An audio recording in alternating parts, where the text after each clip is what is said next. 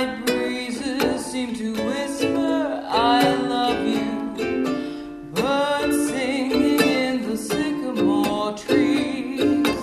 Dream a little dream of me. Say nighty-night and kiss me. Just hold me tight and tell me you miss me. While I'm alone and blue as can be, dream a little dream of me. Stars fading, but I linger on you.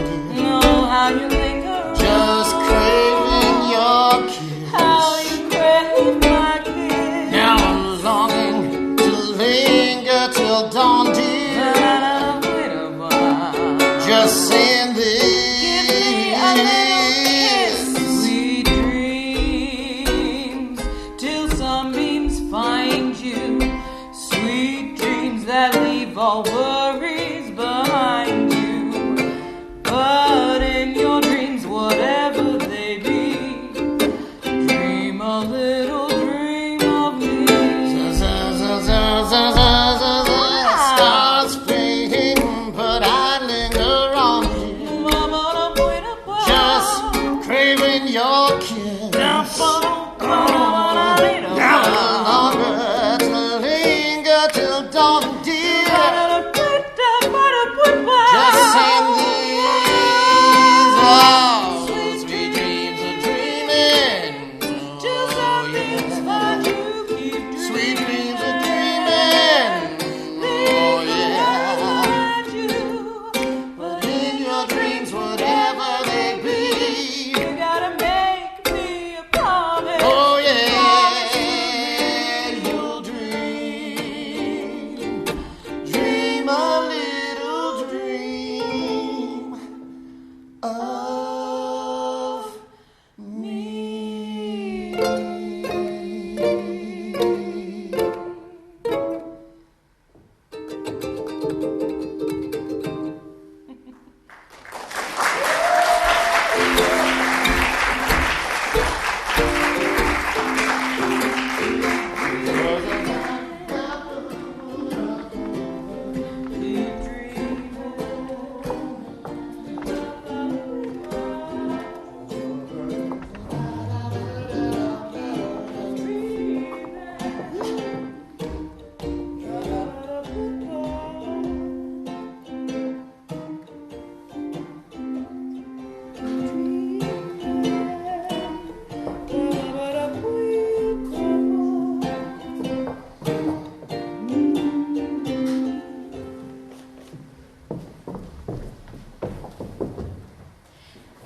And just at the very end of the film, he realises that she's the one he's loved all along.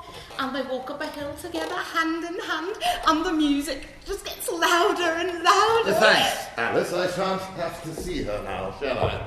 Don't you like her, Mr. Crestwell? Oh, how should I know? I've never clapped eyes on her. But you must have seen her in something. Got better things to do with my spare time, Alice, than to sit in the Odeon cinema sucking sweets and gaping at a lot of nonsense. Love Is My Religion is on in deal all this week. It's one of her early ones, but it's gorgeous. I went on Thursday afternoon. She's this nun, you see. Which nun? Well, the one that gets captured by the Japanese. Hurry up and finish your dusting, or we'll all be captured by the Japanese. Oh, and they do the most terrible things to her. But she won't tell where he is. Where who is? Don Lucas. Get on with your work, Alice. They'll be in a minute. They're in love with one another in real life. Her and Don Lucas.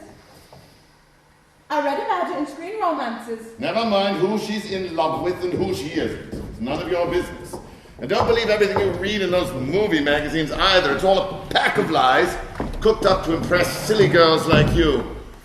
What's my lady lost this time? The list to the church fete. She wants a shirt to Lady Hailing. I put it in her bag myself this morning.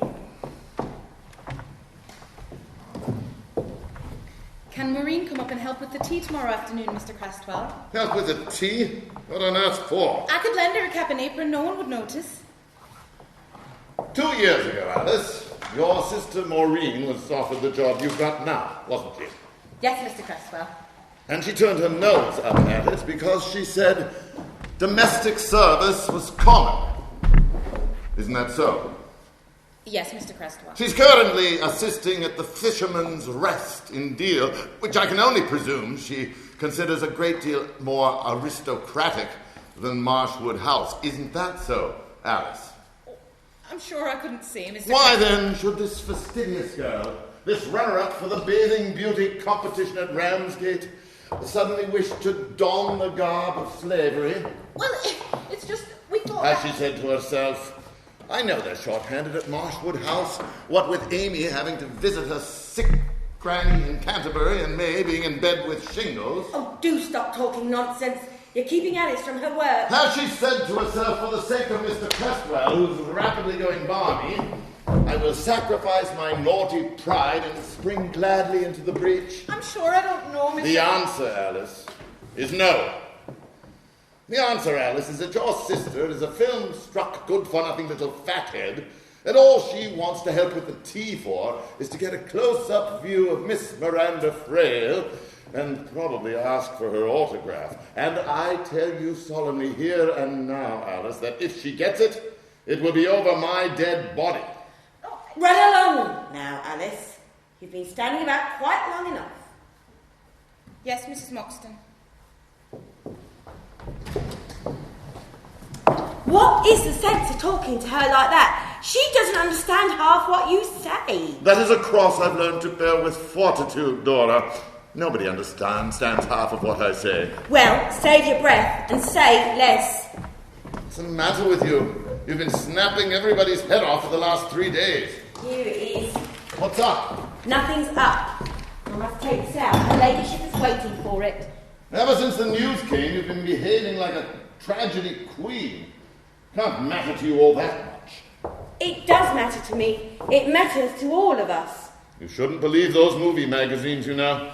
I don't read movie magazines. Oh, yes, you do. I saw 3 of them in your room only last week. And what were you doing in my room? You asked me to fetch your work basket, and with my inherent chivalry, which all the disrupted forces of social revolution have been powerless to destroy, I nipped up 3 flights and got it for you. Well, I didn't ask you to go poking and prying about. Your work basket, Dora, was on a table by your bed. Beside it were 3 magazines: Movie Land, Photoplay, and Love Stories of the Stars. On the cover of the latter was a full-page, full-color photograph of the future Countess of Marshwood in a 2-piece bathing suit being warmly embraced by a gentleman in a 1-piece bathing suit. I imagine Alice must have left them there when she was doing my room. I'll accept your unconvincing explanation. I suppose it's only natural that I should want to know what the future mistress of this house looked like. This unwitting bit of espionage on my part, Dora, happened last week, long before any of us had the slightest notion that his lordship intended to marry again. Well, why couldn't he pick somebody of his own class? Class! Oh, dear me, I've forgotten what the word means. Remind me to look it up in the crossword dictionary. You may have forgotten what it means, but I haven't. That, Dora, is an admission of defeat. It proves that you have willfully deafened yourself to the clarion call of progress. I do wish you'd stop trying to be funny for just 1 minute. I know you're making light of this whole business on purpose, pretending it doesn't matter. Well, I wish you wouldn't. Not to me, anyhow. I really do wish you wouldn't. Don't take it so hard, Dora. It may not be as bad as you think. A common painted hussy from Hollywood, flaunting about as the mistress of this house. Miss Miranda Frail may not be all that common. She's English-born, anyhow. It says so in Photoplay. I don't care if she was born in Timbuktu. I don't care if her blood is blue, black, or yellow. I do not care if she is English, French, Russian, or Chinese. All I know is that when she walks into this house, I shall walk out. Then you'd better start packing. They'll be here about 6. Couldn't you find it, Moxie, dear? Yes, here it is, my lady. Don't go, for heaven's sakes. I shall need your help. Yours too, Crestwell. There's a full-blooded crisis going on about the church fete. Everything's got to be changing around. Where's that horrid little map of the ground, Moxie? I think it's in the blotter, my lady. I may require you to go and murder Major Petherick Crestwell. Very good, my lady. He has absolutely dug his feet in about the roundabouts. Here it is, my lady. What's that there? Mrs. Burridge's clock, golf and tea tent. We can't possibly move that. It would drive everybody mad. What about there then, right at the other end, where all those little squiggles are? Those little squiggles, Peter, are graves. We can't have roundabouts grinding out candy kisses all over the cemetery. There then? Take your mind away from that corner, Peter. It's still church property. The only alternative, my lady, is to move the band. Out of the question! The Brigadier would not hear of it. You can't hustle the Royal Marines about from pillar to post at the last minute. I always thought that was what Marines were for. Read out the list, Moxie. There might be something else that's movable. Yes, my lady. Tombola, Mrs. Edgecombe. Getting the weight of the cake, Mrs. Bruce. Miss Hodmarsh's lucky dip. I should never have suspected her of having one. You be quiet, Peter. Go on, Moxie. Jumble sale, Mrs. Pollett and Mrs. Dint. Cooling drinks with the stars, Miss Miranda Frail. That's not official yet because we haven't asked her. But I don't see how she can refuse, do you? I should think it would be the least she could do. I wish it was. Really, Cynthia, we can't go on through that again. We've been through all that at lunch. Moxie, you must tell Mr. Durham to paint Miranda's name in absolutely enormous letters. Yes, my lady. What's the matter, Moxie? I've just got a slight headache. That's all, my lady. Then give me that tiresome list and go and lie down for a little while. There's some aspirin in the bathroom if you haven't got any. Very well, my lady. Excuse me. Has anything particular happened to upset Moxie Crestwell? I think, my lady, that she's been feeling a bit under the weather for the last 3 days. Oh dear, I do hope she's not sickening for anything. I wonder if we ought to call for Dr. Partridge. I think not, my lady. My impression is that Mrs. Moxon's disorder is emotional rather than physical. Emotional? I believe, my lady, that the unexpected news of his lordship's betrothal came as a great shock to her. Came as a great shock to all of us. Has she discussed it with you, Crestwell? Hardly at all, my lady, until just now, before you came in. Without asking you to betray her confidence in any way, has she said why she feels so very strongly about it? As far as I could gather, my lady, I believe it is the social aspect of the situation that is disturbing her more than anything else. You mean she believes my son to be marrying beneath him? That is so, my lady. I tried to reason with her, to coax her into a more tolerant frame of mind, to point out to her the changing values of this changing world, but like Major Petherick in the roundabouts, she just dug her feet in. Thank you, Crestwell. That will be all. You might take that list and the map to Mr. Durham. Maybe he has any ideas. Very good, my lady. I don't know what I would do without Crestwell. I should miss him horribly. Why should you do without him? Well, I can't take him away from Nigel. He belongs here. Are you so certain that Nigel will want you to go? He won't say that he wants me to go, but I don't approve of resident mothers-in-law. Had quite enough of that with Joan. I shouldn't think that this one would be very like Joan. Well, nobody could be duller at any rate. Joan may have been dull, but she was at least a lady. Really, Cynthia? You know perfectly well what I mean. Yes, I know what you mean. Anyhow, Miranda Frail is a good actress, and she has excellent legs at any rate. She will move well. Joan used to walk across the ballroom as if she were trudging through deep snow. But why should he want to marry this one? He hasn't wanted to marry any of the others. That's where you're wrong. He wanted to marry all of the others. He has a terrible sense of moral responsibility. Fortunately, most of them were married already. I cannot understand your attitude, Felicity. The fact that Nigel's first marriage was such a disaster should make you all the more anxious that his second should be a success. But Nigel's first marriage was not a disaster. It was a triumph. To begin with, it only lasted for 2 years. It produced a son and heir and disintegrated painlessly in the nick of time. Nick of time? Certainly. I was on the verge of strangling Joan with my bare hands when away she went. I am perfectly aware that nowadays all social barriers are being swept aside and that everybody is as good as everybody else, and any mention of class distinction is laughed at. If you are aware of all that, why on earth are you making such a dreadful fuss about it? Because I don't believe it, any more than you do, really, in your heart.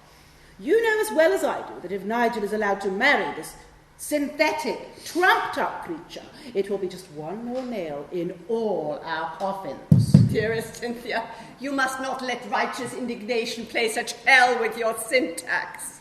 It's no use trying to discuss anything seriously with you, Felicity. You're quite hopeless. Do take Cynthia away, John. She's getting quite hoarse from barking up the wrong trees. I'm merely saying what I think. Well, don't, dear. It's so exhausting.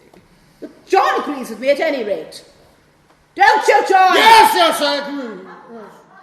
Now, look, in my opinion, we ought all put our heads together while there's still time.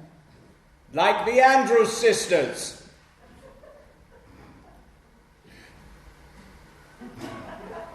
It's fairly obvious to me that Nigel must have been tricked into this in some way.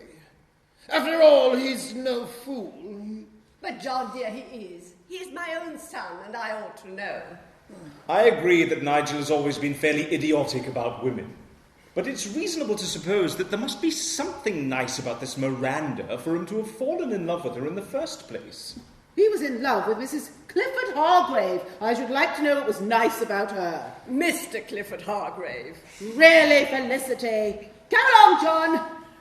It's nearly 3:30. You've got a Renshaw coming at 4. See you at dinner. Do you know that you can rely on us to back you, Felicity, in whatever line you choose to take? Thank you, John, dear. But I think in this instance, masterly inactivity is the best strategy. In fact, we must study the chart and take our bearings before we set our course. Anchors away! Come along, John. Yes, we'll be around about 8:30. Keep a good heart, dear!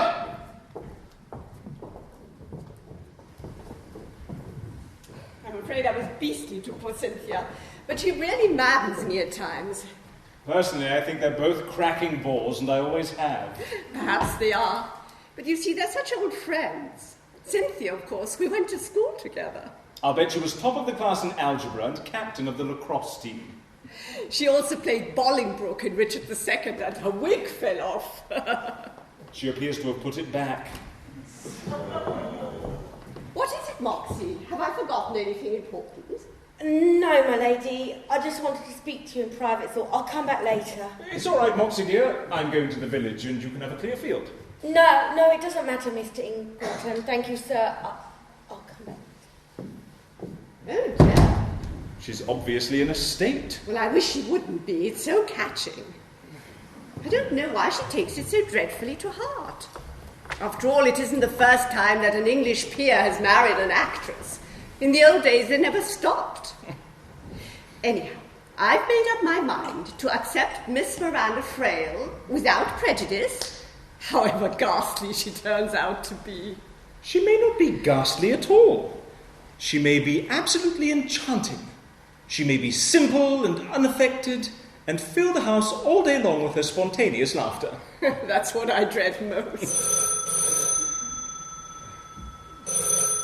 Answer it, Peter, there's a dear. It's probably the press again. They've been ringing up all day. You can evade them with more authority than I can. There, I think you underrate yourself. Hello? Yes, this is 2158. Yes, hold on a moment. It's for you. A personal call from London. Ask who it is. Who wishes to speak to her?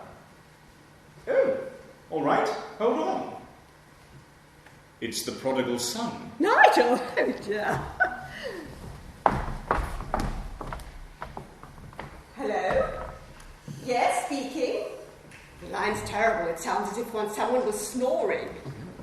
Hello? Yes, of course it is. Speak louder. I can't hear a word. He can't hear me either. Where are you? I said, where are you? Oh, I see you're just leaving. Lovely, darling. I said you're just leaving! I'm going mad. Jiggle the thing. If I jiggle the thing, I shall be cut off. Hello? Can you hear? Yes. That's good. You can hear me. How was your night? Oh, what a shame. I expect it was because she was in a strange bed. I shouldn't have said that. That sounded critical. Very well. We'll expect you between 6 and 7. No, nobody but Peter and the Haleys. I thought you would like a quiet night on your first evening. Of course I am. I'm sure she's charming. I shouldn't have said that either. That sounded patronizing. Very well, darling. They're on their way. Did he sound cheerful? A little irritable, I thought, but that might have been the telephone. I expect he was nervous. I wasn't beasted to him, was I? I mean, didn't sound cross or anything. No, dear. You were very, very good. I know that this is horrid for you, and I do sympathize, really I do. Well, I wish you wouldn't. Even a kindly look would undermine me at the moment. Be a dear and go and find Moxie. I better get that over with. She's probably hovering. All right.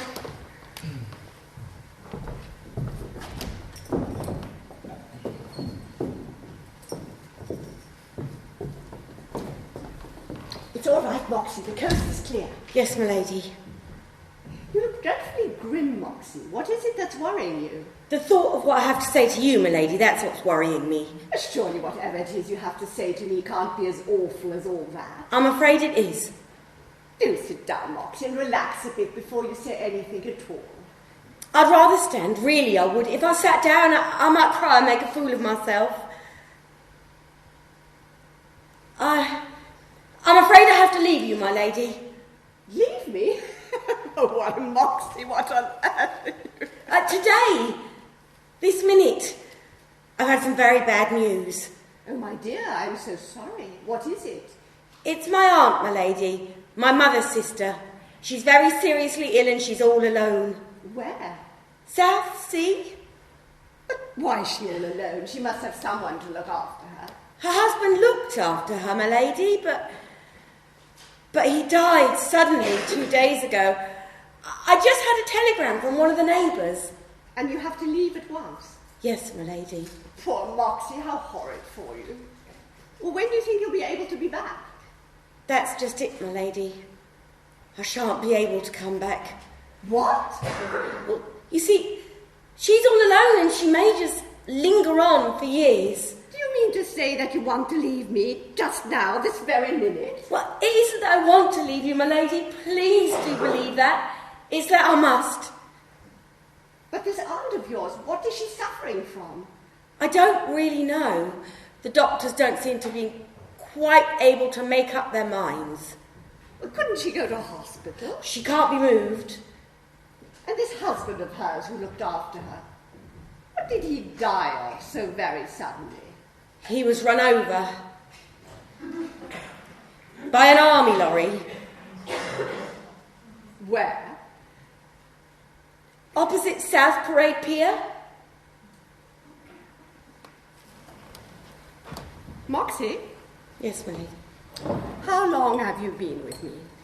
I came to Marshwood House 20 years ago as a housemaid, my lady. And you became my personal maid a year later? Yes. And you've been my personal maid and my personal friend and part of the family ever since? Yes, my lady. So we have laughed together, lived together, travelled together and gossiped together for approximately 19 years? Yes, my lady. Could it be Moxie, that during all that long time, you have looked upon me as a drivelling idiot? Oh, I'm sorry, my lady. I knew it was no use. I knew you wouldn't believe it. It was the army lorry that did it, really. You're a terribly bad liar, Moxie. It's his lordship's wedding, that's the trouble, isn't it? Yes, that's the trouble. And you seriously want to leave me because of it? Yes, please, my lady. But why, Moxie? Why should it matter to you so desperately? Please don't ask me to explain and just let me go. I can't stay here. Really, I can't. But you don't have to stay here. I myself will go away at the earliest opportunity, and you naturally will come with me. It's impossible. I must leave at once. But why? I have my reasons. And you won't tell me what they are. I can't. Really, I can't.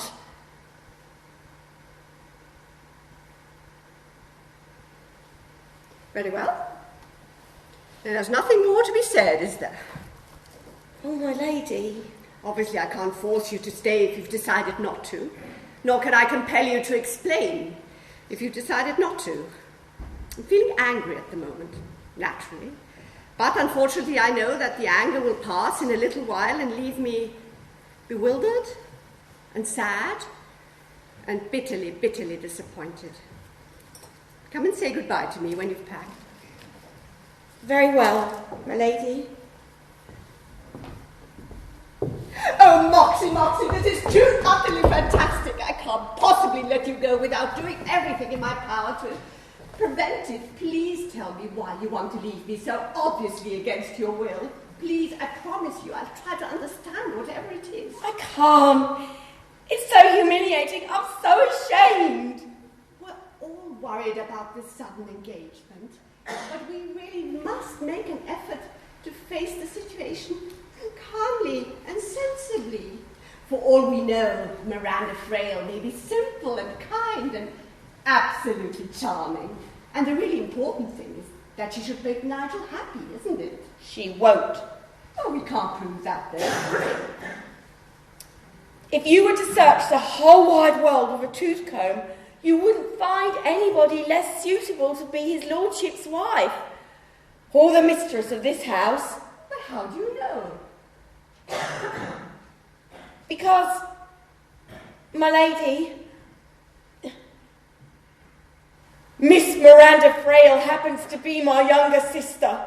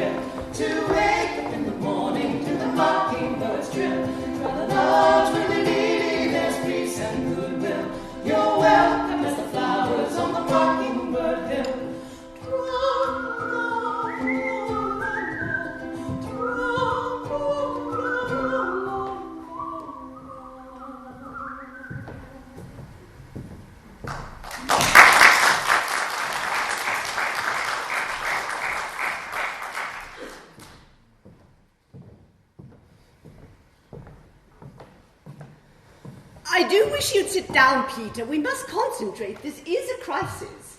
If we concentrate until we're blue in the face, we shan't get any further.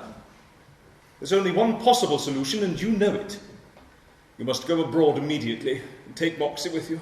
But that's not a solution at all. It's merely a temporary measure. Even if I went to the Barrier Reef, I couldn't stay there indefinitely. Besides, Moxie hates hot climates. She breaks out in a rash. Well, send her away then. Send her somewhere nice and cool. I told you once and for all that I am not going to be parted from Moxie. I couldn't live without her, and I don't intend to try. It may not be for very long. We may be able to dissuade Nigel from ever marrying this tiresome woman. And then she can go back to Hollywood, and nobody need ever know. And how do you propose to go about dissuading him? Surely when he knows that his prospective sister-in-law is his mother's maid, it will shake him a bit. What was their name? Their family name, I mean. Birch. They had a grocer's shop on Nightingale Lane between Brixton and Clapham. And Moxie's real name was Dora. She was the older sister. Frida, that's Miranda, my future daughter-in-law, was the flighty one. Apparently she started making a beast of herself quite early.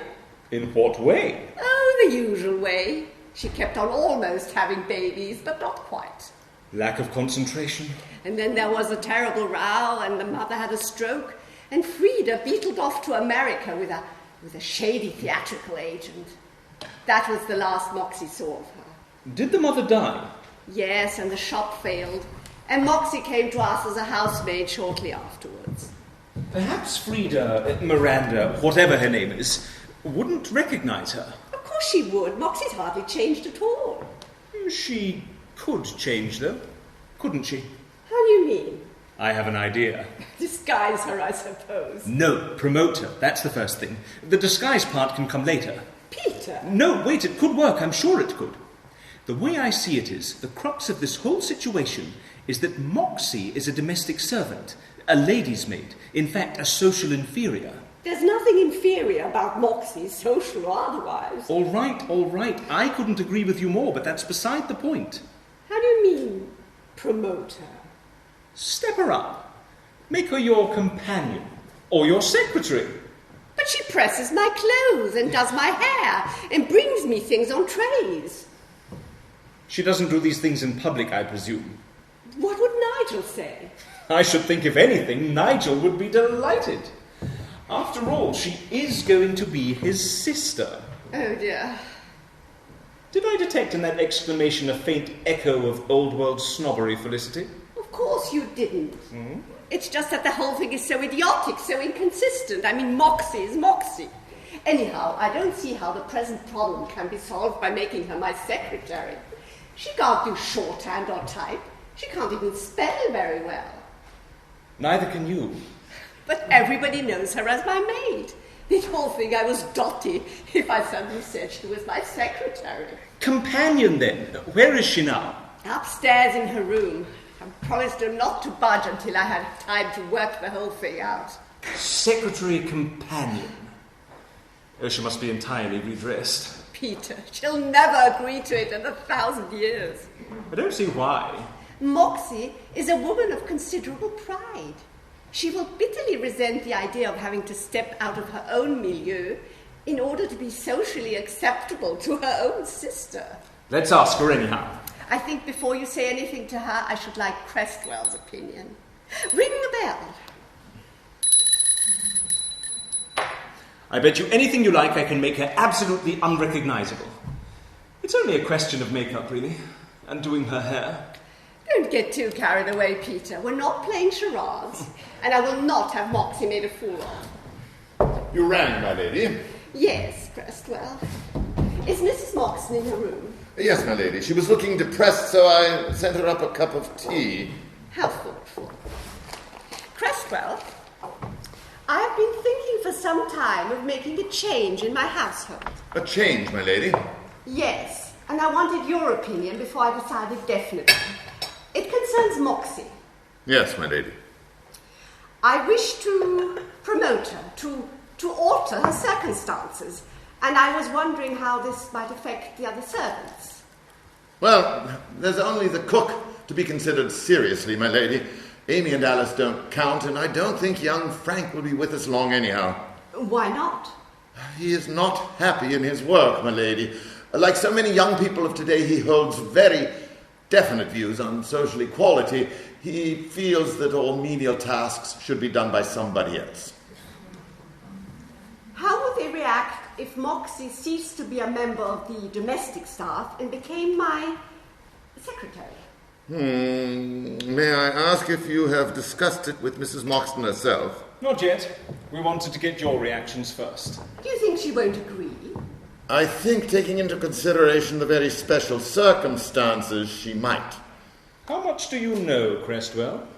In common with most of the human race, sir, I know very little, but imagine I know a great deal. Dear Crestwell, don't be evasive, please. This is a crisis. I suspected as much, my lady. Miss Miranda Frail, his lordship's intended bride, happens to be Mrs. Moxton's sister. Thank you, my lady. You may rely on my discretion. Had you already guessed it? By a process of deduction and putting two and two together, I had come to the conclusion that there was something a bit dodgy going on. You're right, Crestwell. Nothing could be dodgier. Will you help us, Crestwell? In what way, my lady? In every way. You are a wise man, and an exceedingly persuasive one. Thank you, my lady. Will you ask Mrs. Moxton to come down, please? Certainly, my lady.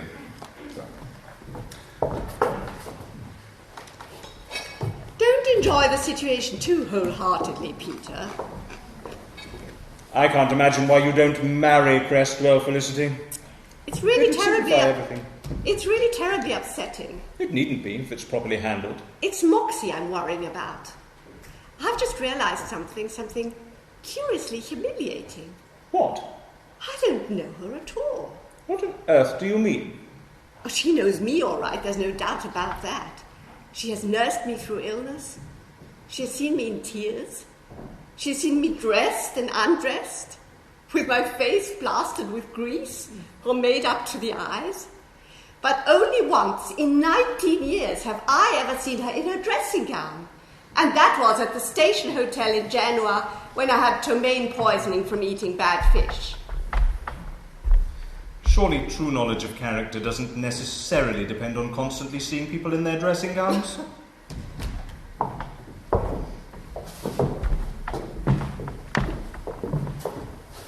Cresswell says you wish to speak to me, my lady. Yes, I do, most urgently.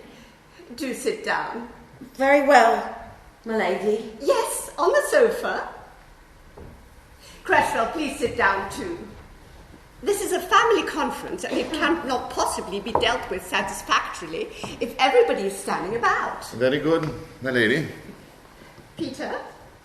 All right. I feel as though we ought to have brought pencils and paper.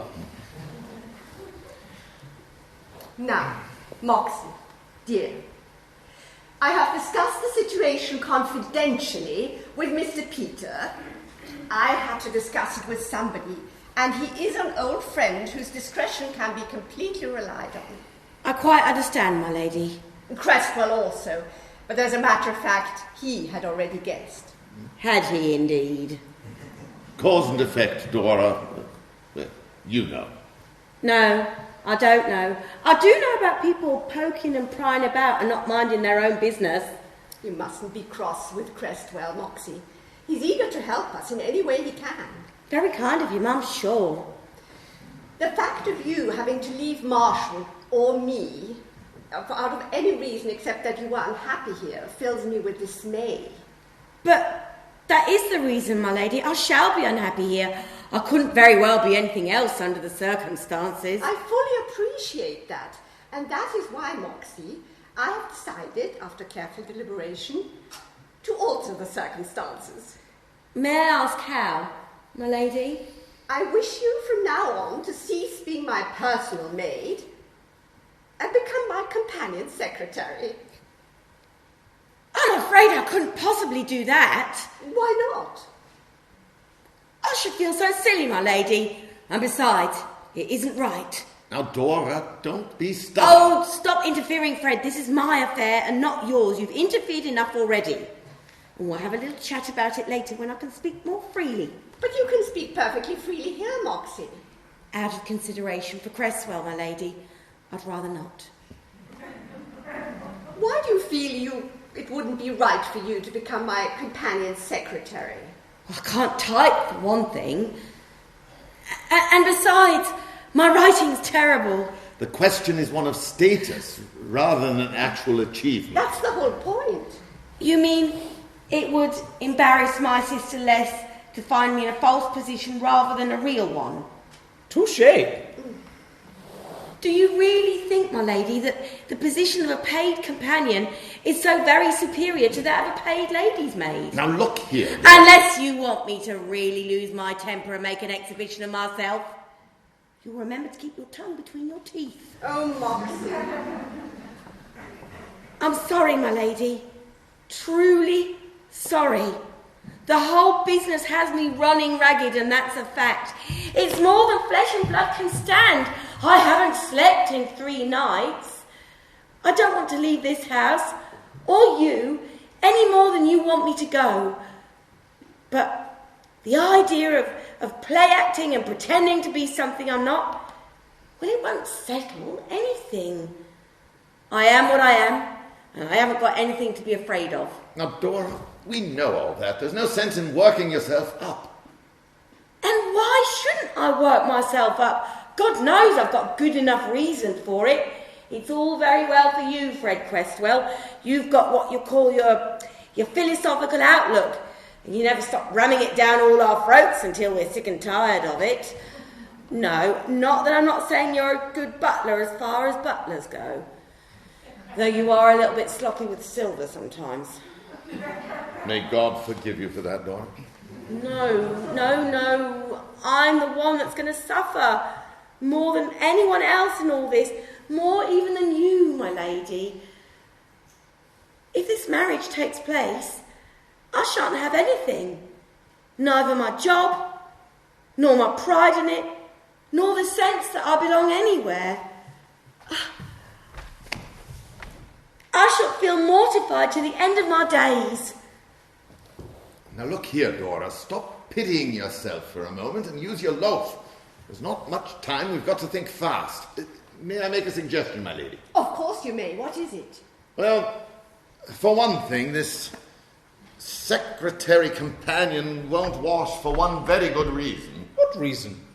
It isn't good enough. Oh, Fred, how can you say such a thing? When Dora's sister arrives in this house, she will naturally be received as one of the family, won't she? Of course she will. Well, then Dora will have to be too.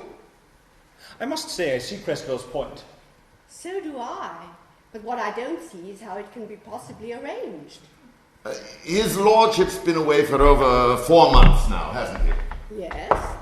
Suppose that during that time, Dora's uncle died in Australia and left her a large sum of money, enough to provide her with an income for life. I'm beginning to see. Go on. Being sentimentally attached to the family, as you might say, Dora wouldn't want to leave Marshwood, however financially independent she might be, would she? I don't know. Would you, Moxie? Of course not, my lady. Therefore, she could stay on here as a personal friend and greet her sister as an equal rather than as one of the staff. I see. But what I don't see is how it can be explained convincingly. There isn't anyone to explain it to apart from Nigel. You can get him alone soon after he arrives and tell him about Moxie's uncle. You can add that she's very sensitive about having been a lady's maid and he's not to say a word. What about the Halings? I'll deal with them. I'll pop over before dinner and tell them a little of the truth, but not all of it, and swear them to secrecy. Do you think you can do it, Moxie? Well, what about afterwards, my lady? Afterwards? When they're married, I mean. Shall I have to go on living in this house? With her? I don't know. We'll have to decide that when the time comes. I shall probably go away, and you will naturally come with me. But not as your secretary companion, nor as a friend of the family, nor as your son's sister-in-law. Only as a maid, like I've always been. Very well, Moxie. That's a promise. Oh, all right then, my lady. I'll really do it then. If you think I can, I'll give it my best anyhow. Do you think she'll recognise you? Oh, I don't know. She hasn't laid eyes on me in 20 years. Oh, I've been saving up a few things to say to that one, whether she recognises me or not. I can forgive her for running off and leaving me alone with my mum like that, but what I can't forgive her for is coming back and shoving her nose in where she doesn't belong. Do you hate her, Moxie? No, of course I don't. She's not worth it. She was always an affected little thing, that one, trying out for more than she could get. If ever a girl needed her bottom smacking, she did. We might arrange that after dinner. Peter, Moxie, you might wear my blue gown tonight. We'll discuss other clothes in the morning. I think Mr. Peter has some idea about your hair. You better listen to him. He's very good at that. Very well, my lady. Thank you, sir. Cresswell, I think Mrs. Moxton better have the chintz room. You will see that her things are brought down, will you? Very good, my lady. I gather, then, to coin a phrase, that we're off? We certainly are. Oh, my goodness, they're arriving. Fly, Moxie, fly. Oh, my lady, I don't think I can. I really don't. Courage, Moxie. Cresswell, have Alice make up my bath, will you? Very good, Mrs. Moxton. And you can wipe that grin off your face while you're at it.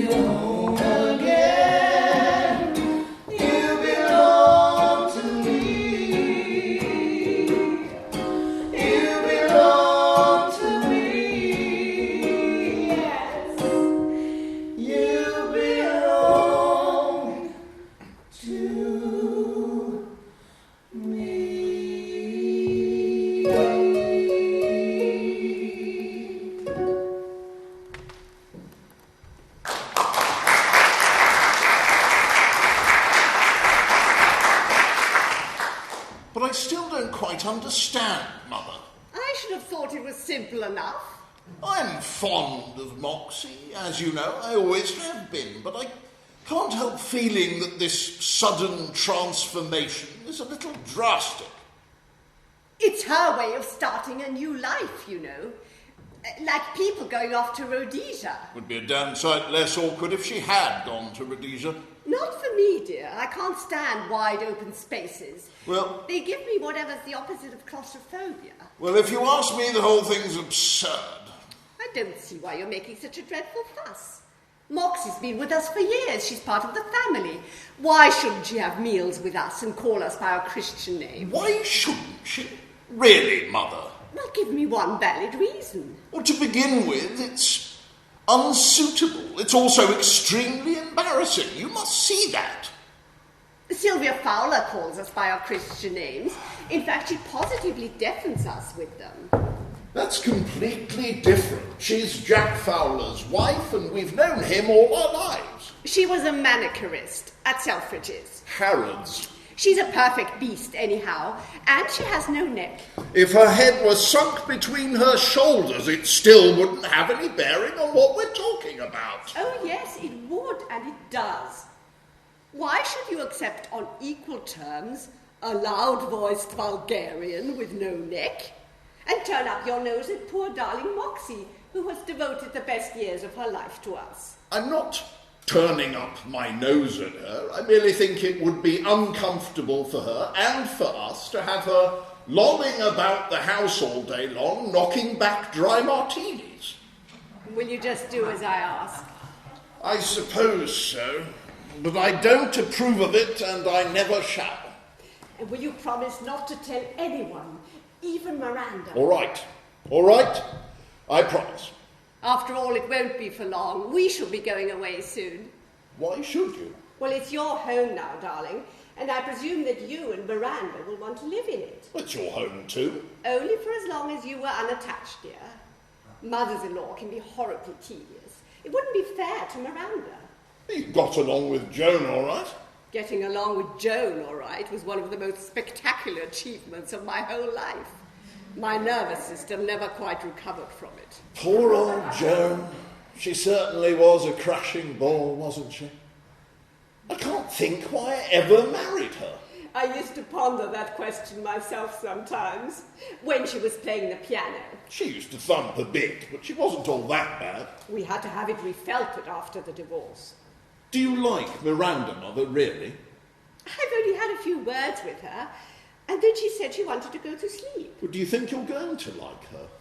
I hope so, darling. She seemed very charming. Of course, she has no eyebrows. Your mind certainly seems to be running on anatomical defects this evening. I didn't say it was a defect. I merely said she hadn't got any. She's awfully simple and sweet, really, you know. Quite unlike what you'd think she'd be from seeing her on the screen. I've only seen her as a hospital nurse, a gangster's moll, a nun, and Catherine the Great. So it's a little difficult for me to form any definite opinion. I'm very much in love with her. I'm sure you are. I suppose it came as quite a shock to you, didn't it? It would have been more considerate if you had prepared the ground a little beforehand. It all happened so quickly. What did, dear? Well, meeting her and falling in love with her and asking me to asking her to marry me was extraordinary. Really, it was like a sudden flash of light. She must have been used to that, having been photographed so much, I mean.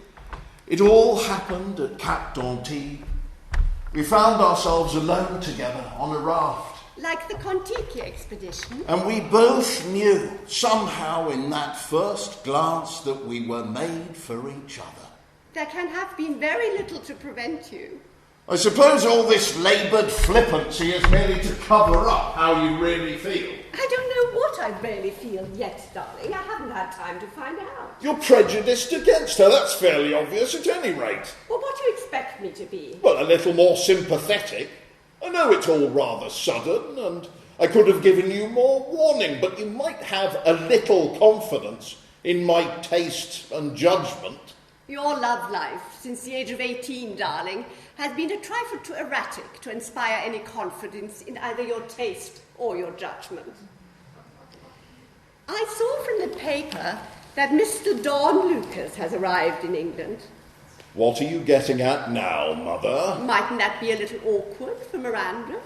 Do you suppose I don't know about Don Lucas and Miranda? No, dear. Their rather convulsive relationship practically comes under the heading of general information. I merely thought it was unfortunate that he should arrive just now. After all, it is assumed by the world at large that he is the love of her life. As I told you before, Mother, Miranda is completely honest. She's never attempted to conceal anything from me. I know all about her love affair with Don Lucas. It was over and done with ages ago. 3/4 of it was studio publicity anyway. I'm so glad, dear. It's unwise to believe what you read in the papers. I know, everybody says so, but somehow one always does. Studio publicity agents are absolutely unscrupulous. It's their job to get the stars talked about at all costs. Miranda and Don Lucas were teamed up together for 3 pictures. That was more than enough to get the whole thing rolling. I remember him in the one about the nun. He was very good. He's a terrible drunk, you know. Oh, how horrid for her. When do you intend to get married? As soon as possible. I see. Has she any family, any relations? Her mother died when she was 18. She was terribly cut up about it. Has she any brothers or sisters? There was a sister, I believe, a good deal older than she was. Miranda doesn't like to talk about her very much. Why not? Well, apparently she went to the bad. In any specific way? Or just generally? I'm not sure. All I know is Miranda tried to help her as much as she could. How? Oh, she was constantly sending her money, but it was no good. It all went on drink. Poor Miranda. She does seem to be haunted by intemperance, doesn't she? Is she still alive, the sister? I don't think so. Just as well. She might have turned up at the wedding and started throwing bottles at everybody. Miranda has not had a particularly easy life. I expect that's why she wants to get away from it all and settle down. I expect it is. The English peerage has often proved a convenient shelter for the world weary. Now you're being sarcastic. I don't seem to be able to put a foot right this evening. It's very discouraging. Why hasn't Crestwell brought in the cocktail things? I'll ring.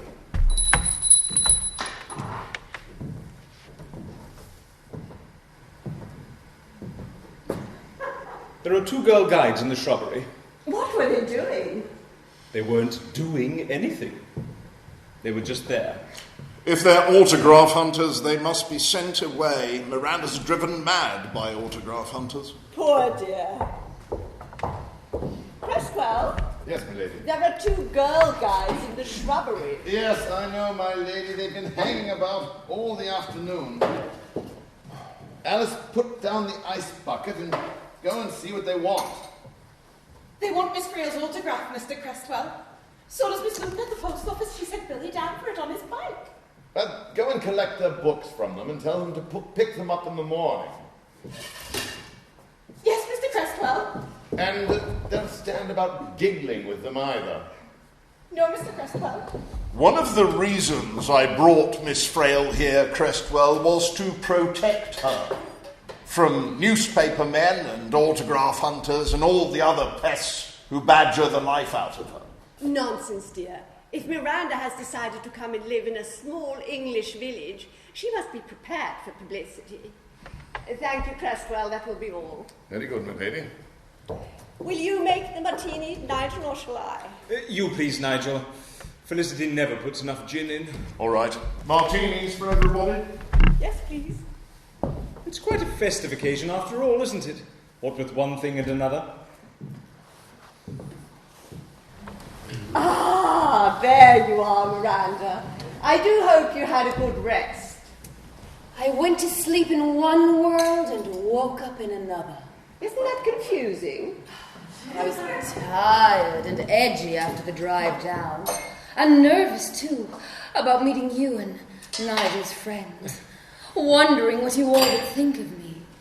But when I woke up, everything was different.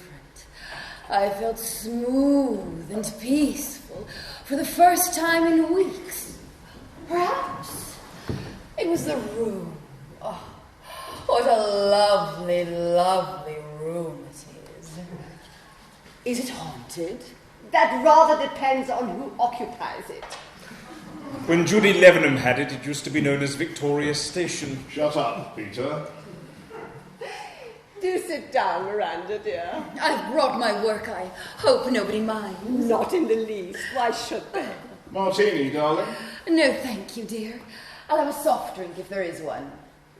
Lemon juice with a little soda. Perfect. I want to keep my mind absolutely clear and let every new impression sink in.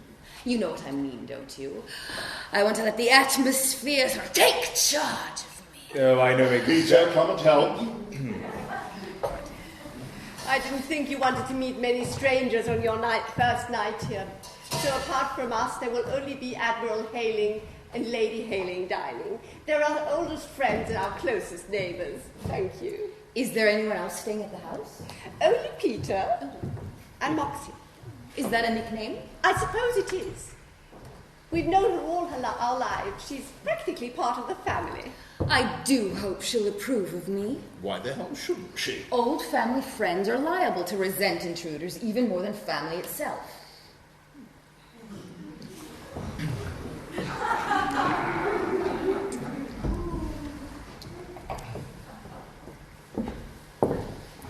I hope I'm not late. Of course not, Moxie, dear. Hello, Moxie. Welcome home, My goodness, how well you look. Mrs. Moxton, Mrs. Miranda Frail. How do you do? I've heard so much about you. I do really hope we're going to be friends. I feel I already know you well, Miss Frail. Won't you call me Miranda? Certainly. I should adore to. Thank you for that. I know how difficult this must be for you. For all of you. After all, none of you know what I'm really like. You have to judge by appearances. And appearances can be deceptive, can't they? Yes, fortunately. How difficult life would be if we all knew each other at the first glance. This is a great moment. I am one of your most ardent fans. Thank you. Oh, be an angel, Peter, and get me a drink, will you? I am absolutely gasping. You'll have to make a fresh brew, Peter. There's only iced water in the shaker. I presume you do want a martini, Moxie? Yes, please, my dear. You have no idea how wonderful it is to be able to relax and pop on my old glasses and not worry what I look like. As a matter of fact, they're very becoming. Oh, thank you, my sweet. Are you a keen needlewoman, Miss Frail? Yes, I always have been. Ever since I was a child. I used to have to do most of the sewing and mending at home. We were terribly poor, you know. I remember. Mother was always calling me in from playing in the streets to darn stockings or put a hem on something or other. We couldn't afford a machine. Playing in the streets. Yes. I was a regular little gutter child. One of my earliest memories is making a doll's house out of an old cardboard box I'd found in a dustbin. Where did you live? Oh, an awful slum, really. Not far from the Brixton High Street. An awful slum? Oh, yes. I can see it now, with the crowds and the lights. I used to go and get Mother her pint of beer and bring it home from the pub in a jug. One night, there was a barrel organ and I danced to it. And how old were you? Oh, about 5, I suppose. You danced to a barrel organ outside a pub when you were 5? Yes. That's how I first learned to dance, really. Oh, I do hope that these sordid disclosures about my childhood aren't shocking you. Don't be silly, darling. Of course they're not.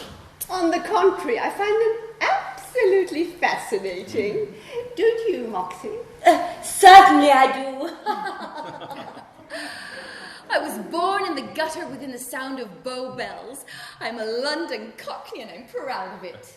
I'm sure you are. It must be lovely. Yesterday, without even telling Nigel.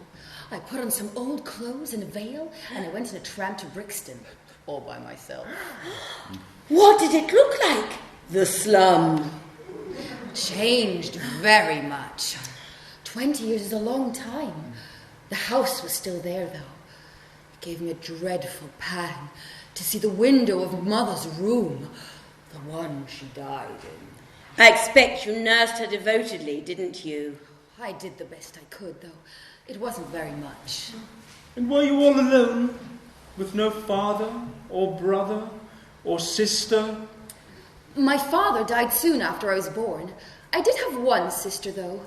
She was a good deal older than me. Poor old Dora. Why? What happened to her? Oh, what always happens to people when they allow life to get the better of them. In what way did life get the better of her? Oh, in every way, really. You see, she sort of started off on the wrong foot. I was the lucky one. I always had a conviction deep down inside of me that somehow or other I should get on, hoist myself up out of the mire, and escape the poverty and squalor of my surroundings. I think that's why she hated me so much, really. Because I just had so much and she had so little. Was she cruel to you? Well, no, not exactly. I guess she just didn't understand me. She never actually ill-treated you? She never beat you or knocked you about? Never. When she was sober. I think I'd like another martini, please. I expect we all would. You haven't told us what happened to her. Is she still alive? No. She died some years ago. The news came to me in quite a roundabout way. I hadn't heard from her in ages. I'd been sending her pennies every now and then, just to help out, you know, and food parcels and things like that. But she never acknowledged them. I'm afraid the pennies all went on drink. I expect the food parcels came in handy as blotting paper.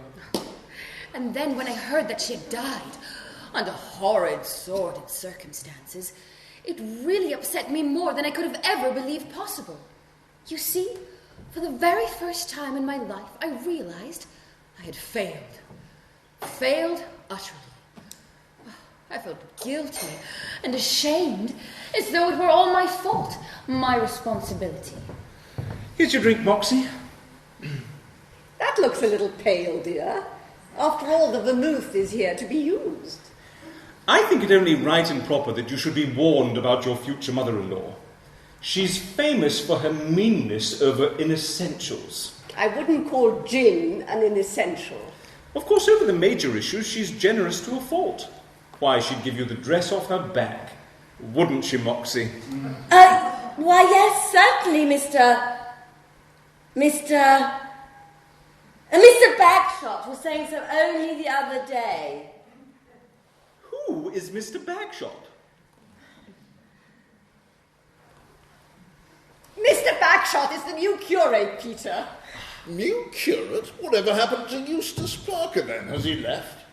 Yes, dear, under a cloud. You never said anything about that in any of your letters. I couldn't. There are some things you just can't put in letters. But he was such a mild, inoffensive little chap. What on earth did he do? There is no proof that he actually did anything. It was just one of those things. One of what things?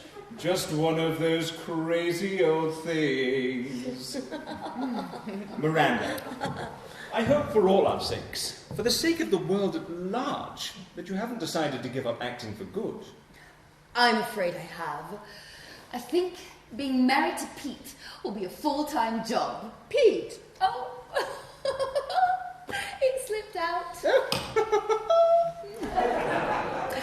I always call him Pete. He calls me Pete too sometimes. Isn't that rather muddling? We manage to get along, don't we, darling? It's Miranda's idea that she should give up her career. Personally, I think she owes it to the public to make one picture a year at least, but she won't hear of it. Why not? Don't you see? Don't you really see? It's just that I love Nigel. I love him with all of my heart, and I'm determined to make the Countess of Marshwood the longest and greatest part that I've ever played. I hope you won't find it too much of a strain. Mother? I know what I'm talking about, darling. I played it for years. Your dear father was my leading man. I found it a good part, but technically rather exhausting. Admiral Sir John and Lady Haley. Good Lord, I forgot to warn them. I'm sorry we're late, Felicity. Poor Eustace Parker came just as we were leaving, and he went on for hours about the church fete. Eustace Parker? Yes. Oh, good, he's back. He must have all blown over. Are you talking about Felicity? Nothing, dear. I'll tell you all about it later. Hello, Nigel!